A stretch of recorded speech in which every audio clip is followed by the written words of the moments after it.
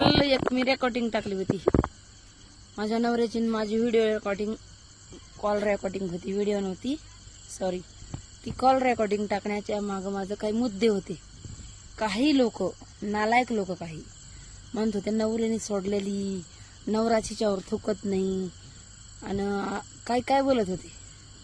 त्याच्यामुळं नवरा माझ्यावर थुकतो का नाही ते दाखवण्यासाठी, त्या बोलणाऱ्यांसाठी एक तमाचा होता तो रेकॉर्डिंग, कॉल रेकॉर्डिंग. तो कधी बी माझ्या पायावर लोळायला तयार आहे, मी त्याला पायावर घ्यायला तयार नाही ना. हे मेन मुद्दा बघत जा बोलण्याच्या अगोदर.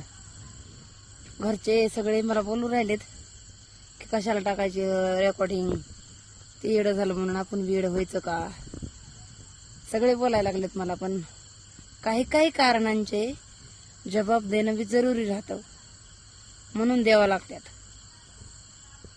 बर का. आता कुणी कोणाला टार्गेट करून तुला सोडलेली, तुला नांदवीत नाही, आज टाकून दिलेली असं म्हणत फिरत जाऊ नका, समजलं का. त्यामुळे ते कॉल रेकॉर्डिंगचा व्हिडिओ इतका टाकला आणि इंस्टाग्रामवर इतका व्हायरल झाला, तो दुसऱ्या व्हिडिओपेक्षा जास्त व्हायरल झाला. ते कॉल रेकॉर्डिंग कितीतरी 150 का 160 कितीतरी शेअर झालेत, सेव्ह झालेत कितीतरी 100-200. आणि